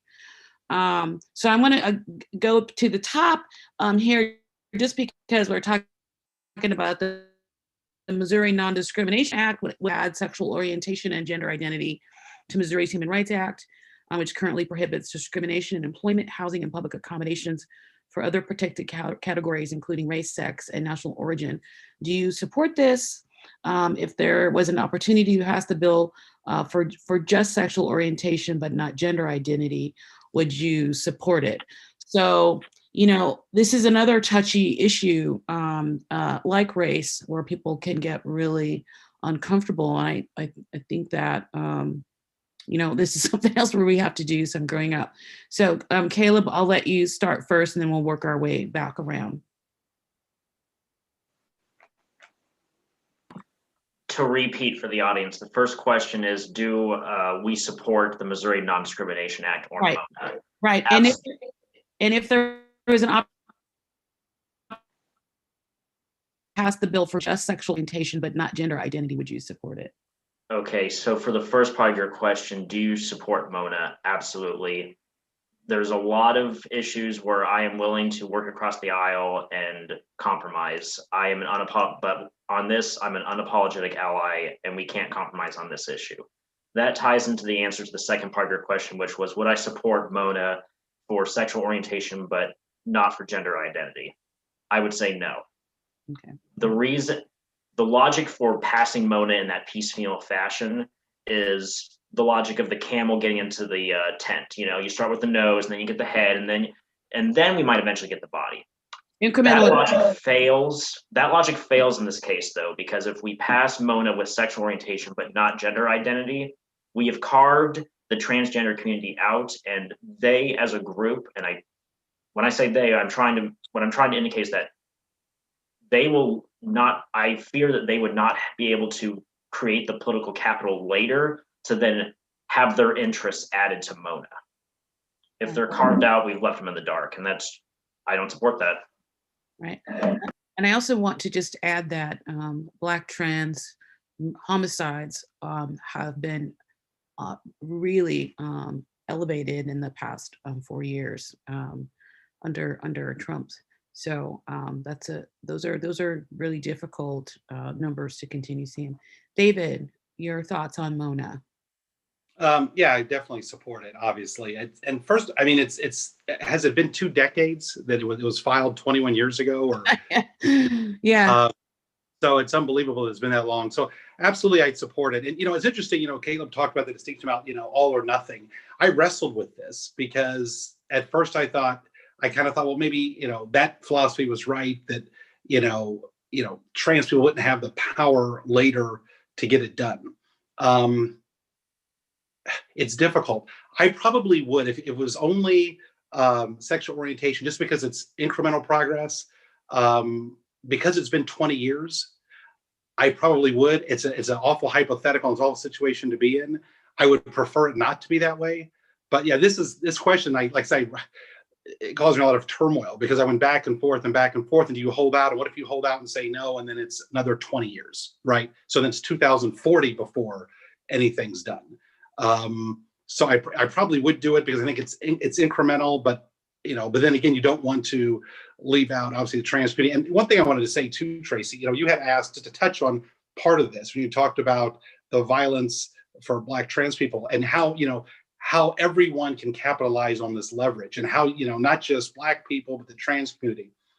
A lot of people don't realize, but, Black trans women, I believe there's a 21% rate of higher incarceration levels. Yes. There are officers that I've read about that will drive around a community and look for, they'll say women with Adam's apples and then arrest them for prostitution. I think there was a case where someone maybe in a hotel found a Black trans woman's purse and there was a condom in it and then called the police and she was arrested for prostitution. And I don't know. So with George Floyd, a lot of that gets left out. So I think to be able to share those stories, that it's not just race, but you have these other issues as well. So. Yes, and I thank you for pointing that out again. Again, that goes back to police. We talked about training. I would say it's an issue of who you hire. In medicine, you have to show that you understand the social determinants of health, that you've put some effort into learning about the human beings you will serve, and that's not a requirement to be a police officer. So I think we hire the wrong people for the wrong reasons, and they have this ideology that's very dangerous. But anyway, thank you for that, putting some more context onto that, David. I would say too that, the splitting the baby, I would look at it kind of like splitting the baby and how long it took for the LGBT community to come together through the AIDS crisis, because people weren't willing to take that risk. And it took much longer because people were not willing to take that risk. And I think that sort of incrementalism did hurt the gay community for a long time. So just something to think about. You're right that this is a kind of a horrible scenario, but I think it does go back to planting seeds so that we don't come up with, it's okay if we split the baby in half, because it's too difficult to think about, doing the political work of recognizing everyone's humanity. Scott, do you want to go ahead and respond to that as well? Sure. And like David, I wrestled with this too. Gayla brought up an excellent point about, as did David, that it could take for years for the other part of this to get passed. I think the approach, since we're talking hypothetically, is to fight for the whole thing for as long as possible. Yes. Then if it gets down to the point that you either do it this way and leave that out, or you get nothing, as a last resort, I would go for splitting the baby. But it'd be something that I would fight to the very end, because I think at that particular point, at least we've got the foot in the door. And even though that takes time, or may take time, the seeds are being planted, as you had pointed out, Tracy. And it gets set for going in the future. If it doesn't pass this time, you get it taken care of the next go round, and time to get other people on board to help pressure those who voted against it. But again, we're talking hypotheticals here. That's okay. I mean, I think talking about the hypotheticals gets us some practice thinking about how we would plant the seeds and strategize for planting the seeds. And I think that's important. And also this roundtable is not about necessarily having the answers or arguing that this answer is the wrong answer or the right answer, that we're looking at really difficult scenarios because of the political landscape. So I want to read the second question that's on the document that we put out today. It says, legislation introduced in 2020, HB 1926, will prohibit public institutions of higher education from discriminating against a religious student association, any benefit available to any other student association. That means religious organizations would have access to student fees, college classrooms, bulletin boards for religious statements and their activities. What is your position on this legislation? B, should religious student associations also have access to public high schools with the same beliefs available as other student associations? So we've gone from race, we've gone to gender, and now we're doing religion. So I was trying to paste this in here in my in the chat box, and so I'm going to try again. Let's It's not working too well for me. Maybe Chad, it can copy and paste faster than me. I'm trying, Chad. I'm trying. And it says it's there. It is. Wait. Did it work? Oh, it worked. There we go. I'm using my phone and I copy and paste. I copy here and then I can paste there because I have a Mac. So I'm special, so it's supposed to work. Apple. It's a miracle. Yeah. Be quiet. He doesn't like Macs, so we have disagreements about my computer, but this is how it is. Yes, legislate. So this is about religious freedoms. I think this is just all complicated religion because of the political context that's out there with the conservatives. And so there's sort of this mixing religion now as a rights ploy in a way that I think is a little dishonest. That's my opinion. So, David, I'll let you go first. Yeah. Oh, thank you. I love these questions because they're complicated, they're difficult, and that's really what it's all about because that's what life is about. So, okay, yeah. Well, the goal is to have a conversation. I don't want to give you just yes or no questions. Like we need to get better at having these difficult conversations, right? Sure. So, my first thought was, well, separation of church and state, and so the answer would be no. But the more I thought through that, I thought, generally the separation of church and state is designed to keep church from having authority in the state and the state from having authority with churches. One of the problems with not allowing religious groups to meet is you're under the free speech clause, because if within a school, so if you have a high school or a college, I think, because the current state, I think, is if it's before school or after school, that's appropriate if they are allowing other groups to meet. So it's not a situation where just anyone can come and a religious group they have a special session that no one else has. I think if a school is letting other student groups meet before or after school, I think they would have to allow, under the free speech clause, a religious group to meet before or after school, with some caveats though. The school can endorse what's being said. So as long as the school isn't endorsing that speech and it's not, they're saying we're behind it and we're promoting it, I think otherwise I think they're running afoul of the free speech clause. Okay. Scott, you want to respond to that? Absolutely. What David pointed out about the free speech is absolutely something that has to be taken into consideration. Where I think the issue comes into in this particular legislation, and please correct me if I'm reading it wrong, is about state funds being provided. And I am totally against that on so many levels. If state funds are being provided, that takes away from the freedom of speech type issue, I would think. And even though I know particular religion is not being endorsed, I think it is opening the doors to all kinds of problems, especially because there will be people who are paying taxes who don't support that particular religion or feel very uncomfortable that particular religion is meeting and receiving funds to do so. So I would be opposed to any funding. In terms of them just meeting before or after school, I see nothing absolutely wrong with that. But I do not think that funds should be given, because in a way that is sanctioning a religion and saying, yes, you're deserving of funds. So we are, not to be too funny, blessing you and allowing you to be there at the school. So I would be very much against something like this. And just to follow under those circumstances. So you're saying we need.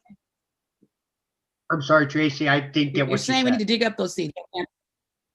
I was just joking and saying you don't want us to plant those seeds. You want to dig those up.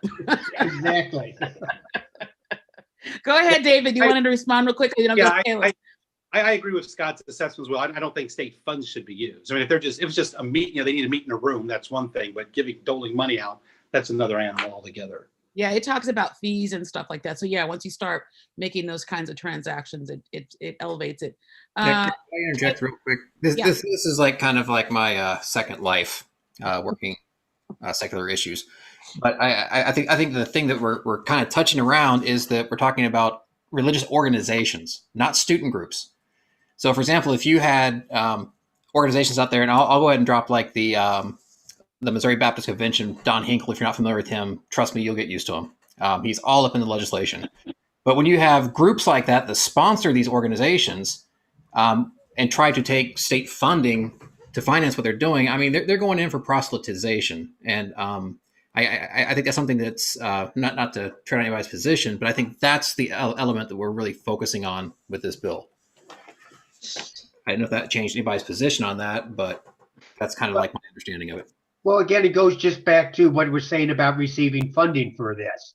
Granted, the proselytization is a side thing, but the key is giving funds to religious organizations. And I think that's where it needs to be addressed in this particular piece of legislation, because that's the purpose, is trying to get them to pay for that. Now, let's say the group that you mentioned goes in and provides the students with money separately to go and pay for pizzas at their meetings and things. That's a harder thing to sit there and say, absolutely not.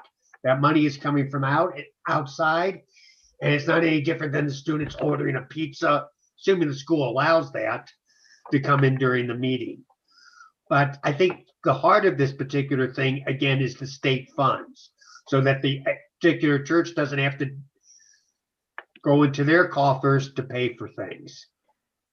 And I totally agree that the proselytization is a possible result of this, but I don't think, even though I would be uncomfortable with some group trying to proselytize me at school, that's the main issue here.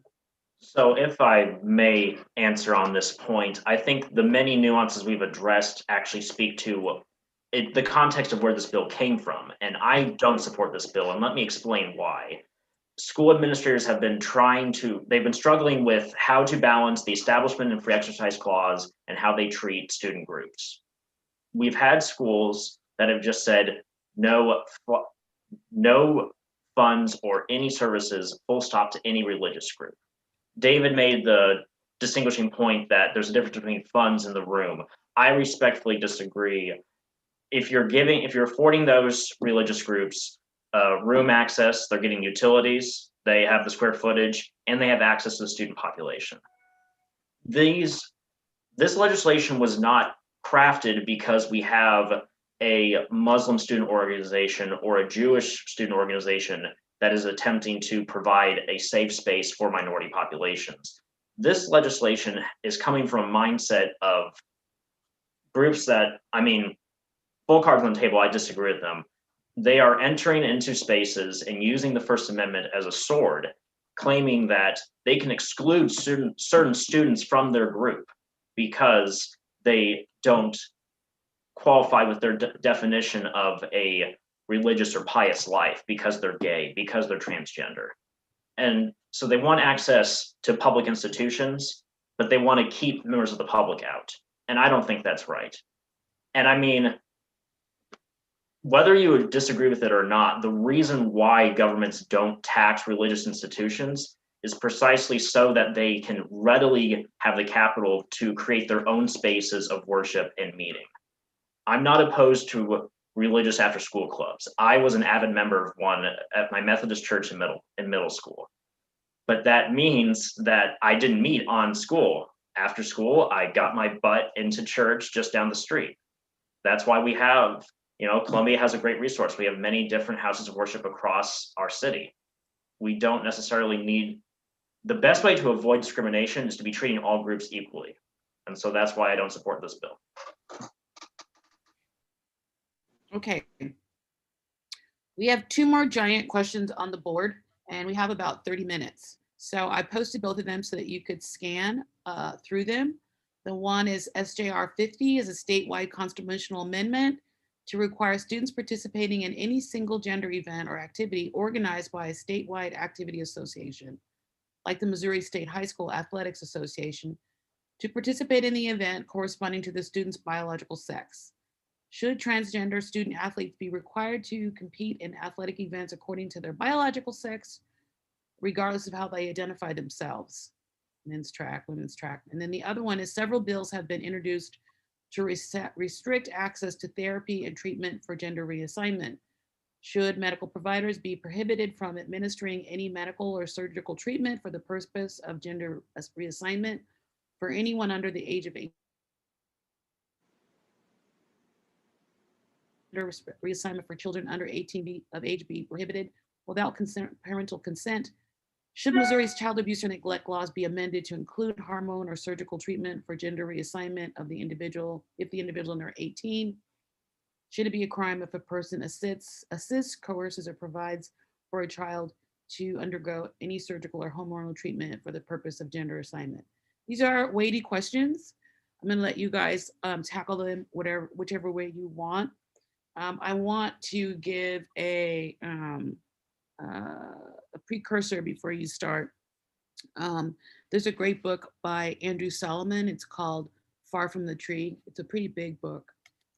And if you're interested, I can send you the chapter on transgender.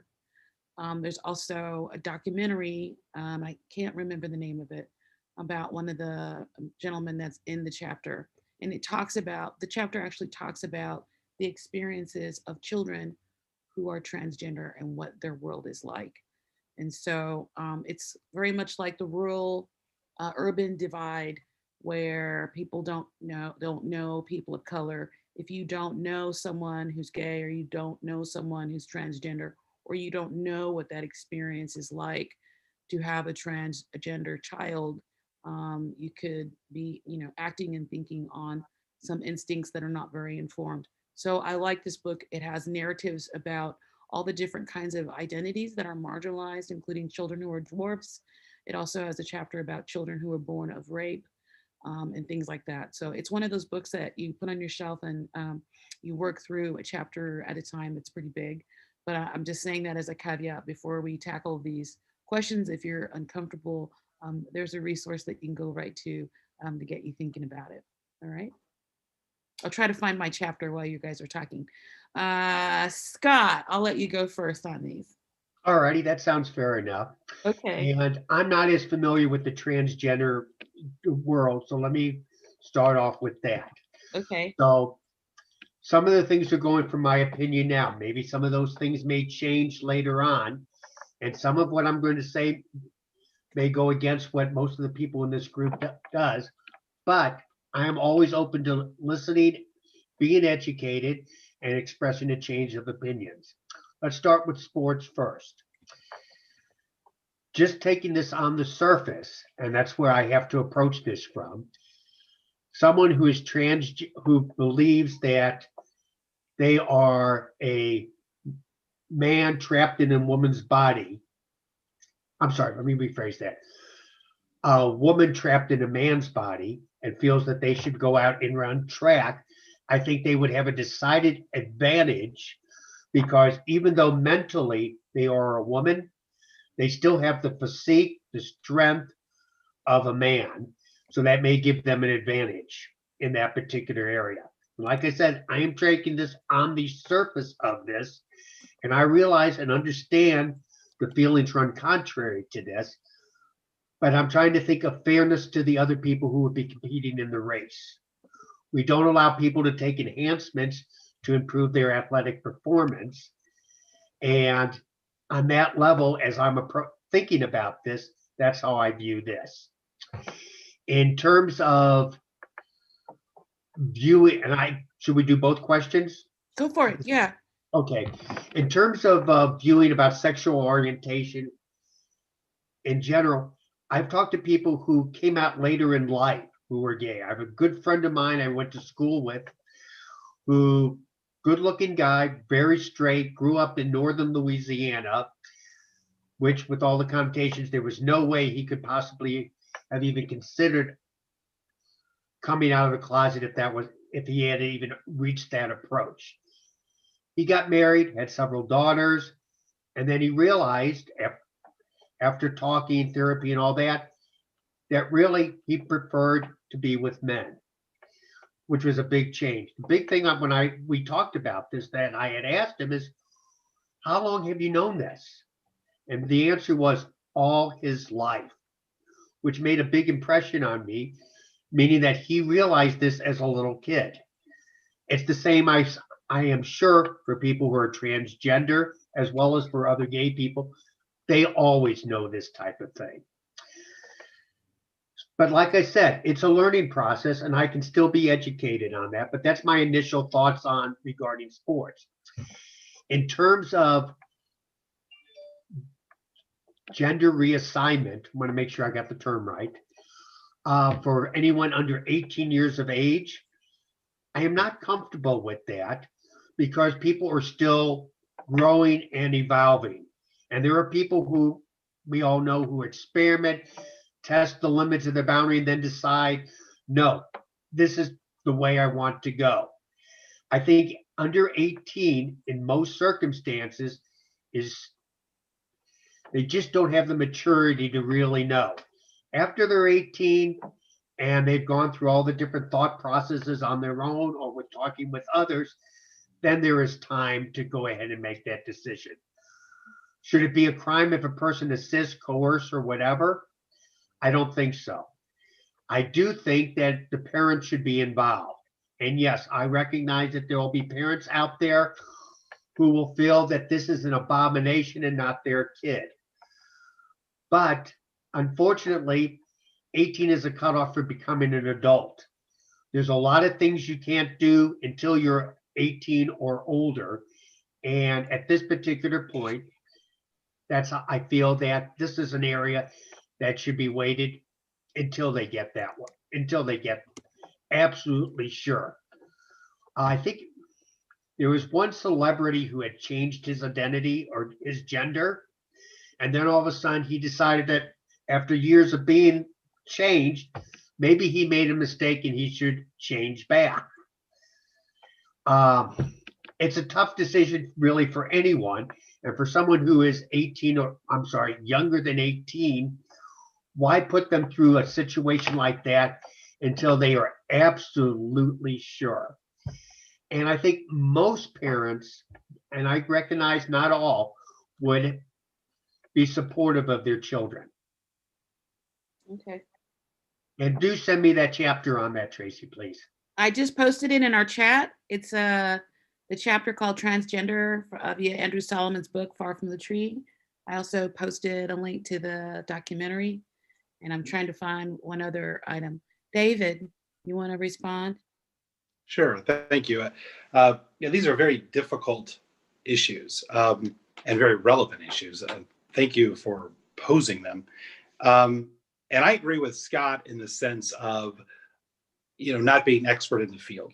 And I too want more information, and I want to learn. And thank you for the text you mentioned. As far as the first issue regarding athletes and whether there should be a bill prohibiting athletes from competing, and I think as Scott mentioned, I think one of the controversies is athletes who go from male to female competing with other females, and whether it's fair to the other female athletes because of testosterone levels. I'm not an expert in the field. I've done a little bit of, I've done some reading in it, but I'm sure not the expert at all. One of the things I heard was that, or read was that men overall generally tend to be 10% stronger, have 10% more muscle mass than females, and that 10% advantage could result in inequity or unfairness to some of the biological female athletes. I've also read that people can lower testosterone levels down, potentially when people are transitioning and or something along those lines, but it only gets down to about 7%. And so you're in a situation where there's still a 3% advantage, which could be unfair. I don't know the answers to this. I'd like to see more research on it. I think it's premature to start passing legislation prohibiting people from doing this at this point. Until I wouldn't support legislation prohibiting this yet until we have more information. To just go out and kind of a knee jerk, we're prohibiting it. And as Scott said, a lot of our information is surface level. I don't want to, and I think a lot of people are very reactionary, and they hear a story on the radio and they're like, let's pass legislation. Let's get more information. Let's educate ourselves and make the right call so it's fair for everybody on that point. The other question is obviously a very, very difficult one about the gender reassignment, surgical gender reassignment. Again, I'm not an expert in this, and I've looked at various articles and tried to find some type of orb of consensus or something along these lines to help decision making along that, because these are tough issues. And I've seen a lot of different viewpoints. One viewpoint suggested that if a minor wants to get the surgery, you have to look at the emotional maturity of that particular person, whether they're 17 or what, or it's on a case-by-case basis. I've read that sometime it could be to an advantage of someone's a minor, maybe not 18, because they can recuperate with their family as opposed to being 19 or 20 and recuperating around a loving family environment, as opposed to being recuperating in a dorm room or an apartment when they're 20. Although I wonder why they couldn't still recuperate at home, but there's that. I've also read something that said minors are never in a position to be completely emotionally and mentally mature enough to make those decisions. So I've seen it kind of from both sides. So my position would be more information. I'd like to know more about it before legislation is passed, to see if this is something that is, something that it's appropriate for minors to do, or they haven't reached the age where they're completely mature enough to make these calls. Caleb. Hi, can you guys hear me? I keep getting notifications that my connection's unstable. So do I. It sucks. Oh, okay. Wasn't happening before. So you've posited, I don't know if the members of the audience have the full document we have, but there's 5 separate questions. I'll try to go through over broadly instead of point by point. The first one is the proposed constitutional amendment to require single gender events to exclude transgender youth from sporting events and only have people be able to participate based on their quote unquote biological sex. My approach to this is we need to remember the question is, should we enshrine this in our state constitution? I have a very low tolerance for bullying. As a youth, my name lent itself to being called Caleb for about 2 years. This proposal is just bullying. I mean, it is grown political leaders targeting transgender kids in our state, and I don't support it. Whenever this issue comes up, I think it can be addressed at the student level, at the student and school level. Putting this in the state constitution was just inappropriate. The next question was about whether medical providers should be prohibited from administering medical or surgical treatment for gender reassignment surgery for anyone under the age of 18, and should those treatments require a parental consent? I don't think this is the type of thing legislation should be addressing right now. Look, this is very similar to just passing more laws to create more barriers for women to have access to abortion. This is putting the government in between the decision-making of a healthcare provider and their patient.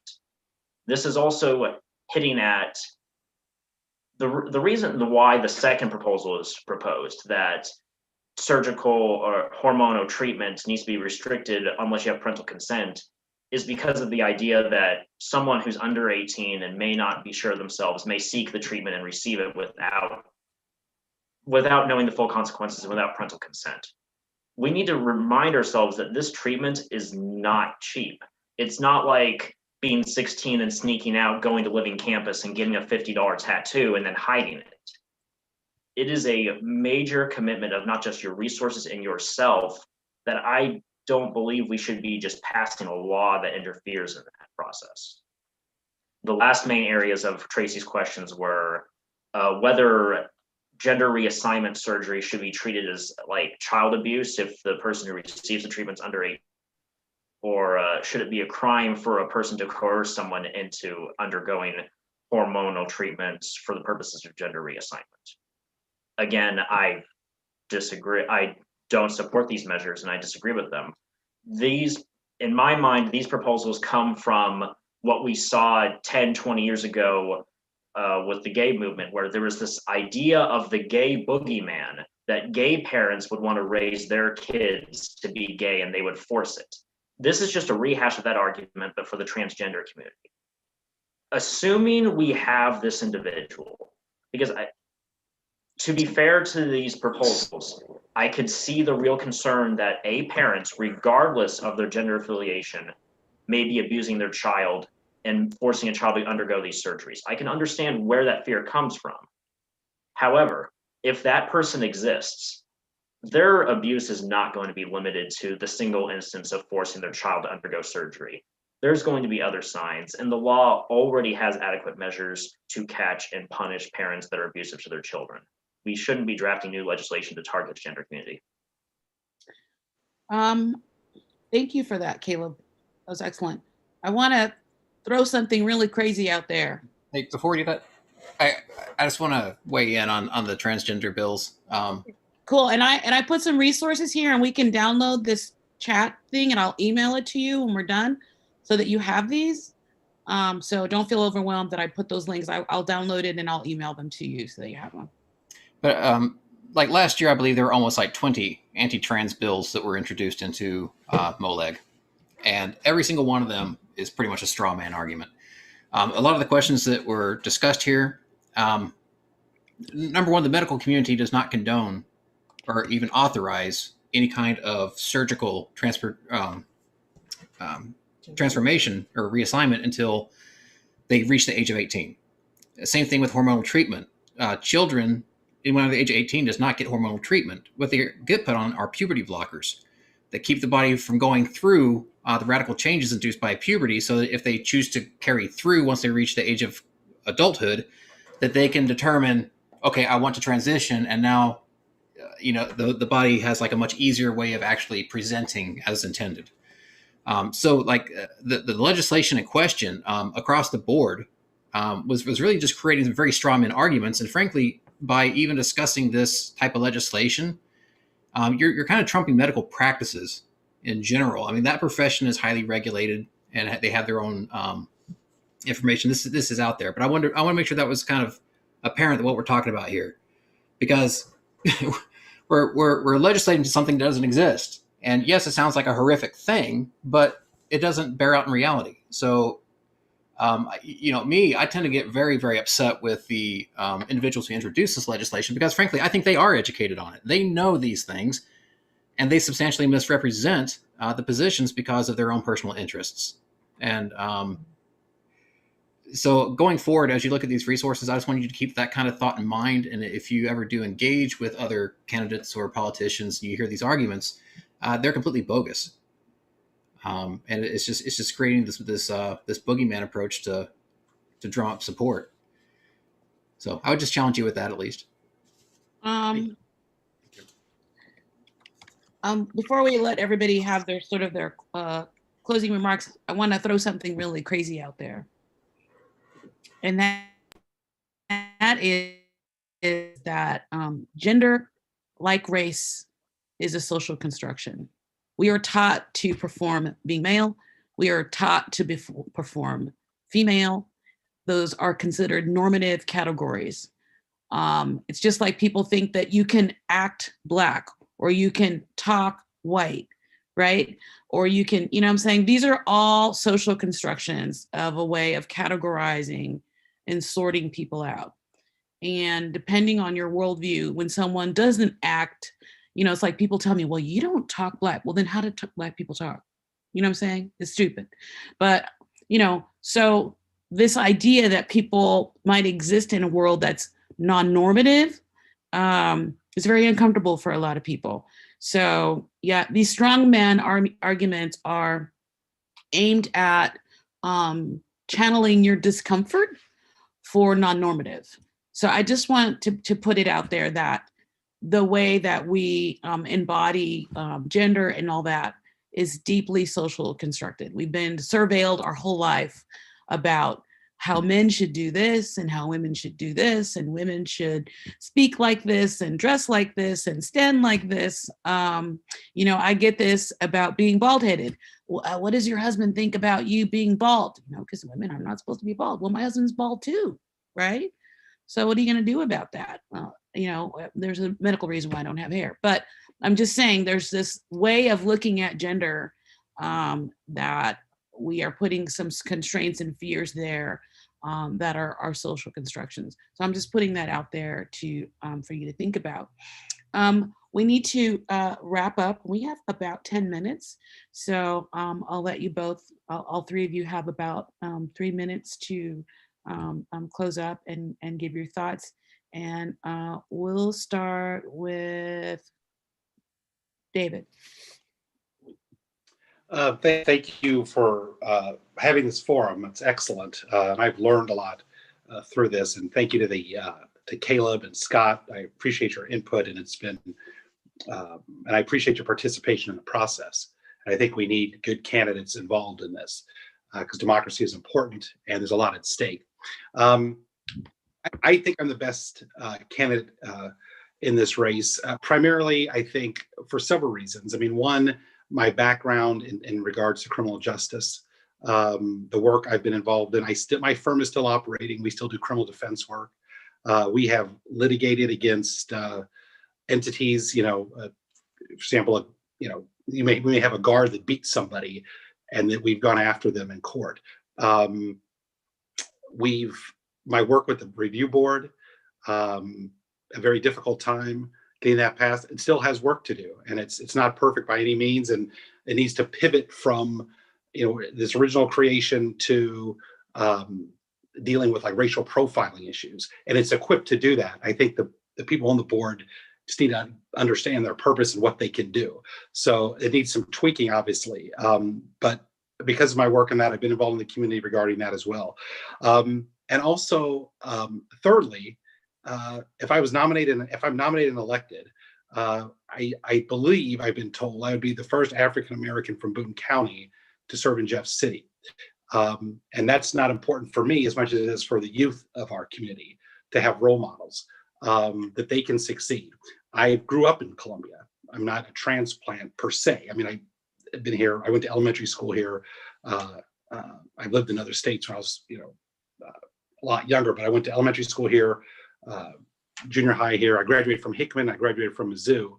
Went to Tulane Law School, worked in New Orleans, and then came back. And so I think it'd be important for the youth to see that. I think we need positive role models, but that's nice. But really, elections are not about the past; they're about the future, and we need to fight. Missouri's become redder and redder and redder. I believe in my heart that we're in a state of crisis. We can no longer go about things as business as usual. It's not working. Whatever's been happening has not been working. I think Nicole Galloway is the only statewide elected Democrat in the state. It's awful. And so we're in a state of crisis. I've got a history of fighting. I'm a warrior. I fight every day in my practice. I litigate every day. And I'm going to continue fighting for the people and the citizens of this district. Thank you, David. Scott? I want to thank Race Matters Friends also. I think this forum has been very informative. I also want to thank both Caleb and David for running for this position. I think it's going to make us all a stronger candidates as we go forward, and also work towards the future for accomplishing a lot of things. Like David, we are in a situation that is a crisis. I also think in any crisis, there's a great opportunity for change. With all the things that are going on, people overall, regardless of their persuasions in terms of their political beliefs or their general beliefs, realize things are not right. We have a great opportunity for creating change, shifting the directions, building on the foundations of what we believe in, the ones that have held, and where they haven't held or where they need tweaking. This is going to be the time to do it now and the next few years. In terms of my background, a lot of it is in business. I've worked for myself for many years. I've worked in a family business. I've also worked for another company. So I get the perspective of what it's like to look for someone else, as well as what it's like to meet a payroll. I see a lot of opportunities in terms of entrepreneurial things. I haven't discussed that here because this particular forum was looking at social issues. So that was not as important. One of the things that I think I'll be very valuable in going to Jeff City for is I don't think it's important who gets the credit. It's who gets things done. And I think that's going to be very important when talking with people on the other side and planning ideas, convincing them of a different way to go. And if they receive the credit for it and we get the issues or the legislation accomplished the way we want to, so much the better. I can always come back and tell people in the 45th, I was a part of this. So that, I think things can be done that way. In terms of a fighter, I think all of us here are. I don't think that's an issue. We may have different ways we go about doing it, but there's no question all three of us will be able to get things done and make changes. One of the things that I think I can also be good in is, because of my involvement in commissions, boards, with the Democrats, with people in general, is to solicit support and get people to, I don't want to say rise up, but to get involved and help make the changes that we think are so important and push us in the direction we're going in the future. And again, I want to thank you all again for this opportunity. Okay, Caleb, you get the last 3 minutes. We're over, but it's okay. I'll be quick. No, you're fine. Take your time. I want to thank everyone. Thank you, David. Thank you, Scott. Thank you, Tracy, for this opportunity. This potential special election is interesting because who the next representative for the 45th, it may be chosen by an inherently undemocratic process where a committee of 10 or now 11 picks the rep. I'm glad that we had this opportunity to speak to the community, and I'm hoping that this is not the end of our conversation.